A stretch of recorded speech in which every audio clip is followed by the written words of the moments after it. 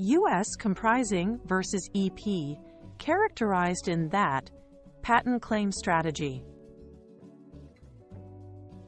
Welcome. In patent claims, tiny words do heavy lifting. A single verb like comprising or consisting of can shift your claim's boundaries, and who infringes by miles. The US and European patent EP systems also have different style habits, which can nudge how examiners read your invention. In this micro-lesson, we'll unpack how word choice shapes scope, how US versus EP phrasing differs, and how to pick terms that match your business strategy. Think of it like choosing tools.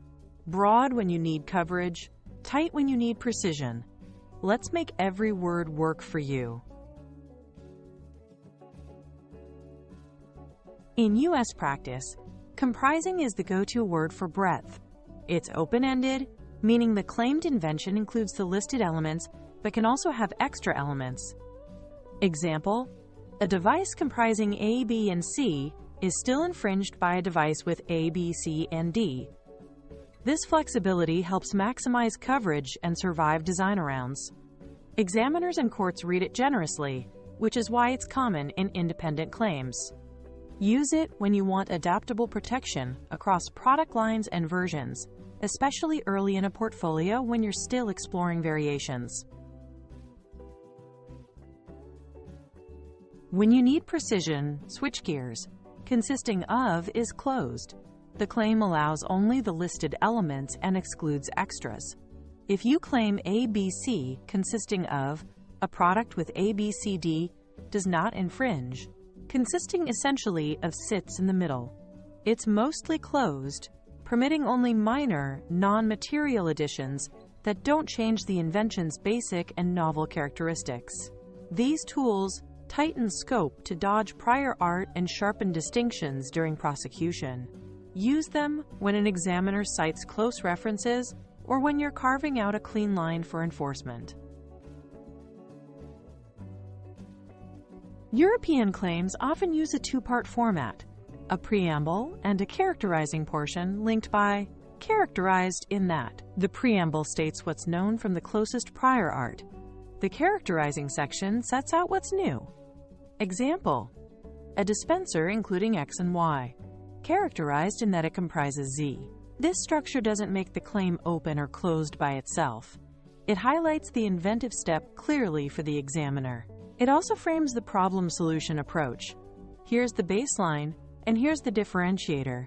It's a signaling device for novelty and inventiveness, not a scope expander.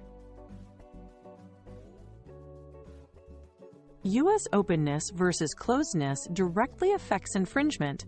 With comprising, extras still infringe. With consisting of, extras won't. In EP, the two-part form clarifies novelty and inventive step, but it doesn't inherently make the claim open or closed. That depends on terms like comprising or consisting used within the body. Strategy matters. Draft for both prosecution, distinguishing prior art, and litigation, catching real-world variants.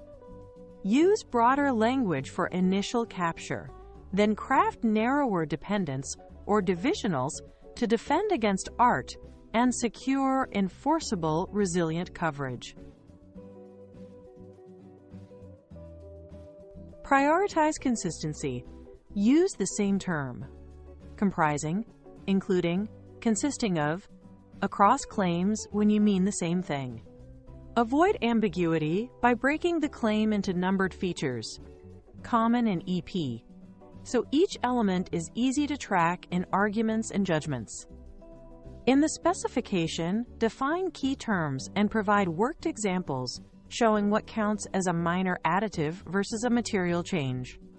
Support ranges, variants, and fallback positions. Clear drafting gives examiners a roadmap and gives courts less room for adverse interpretation. Plan early with parallel claim sets tailored to U.S. and EP practice. Keep a broad U.S. independent claim with comprising, and prepare an EP-friendly version with a clear, two-part split and explicit support. When adapting U.S. text to EP tone, mind added matter risks and avoid intermediate generalization. Don't generalize a specific embodiment without clear basis.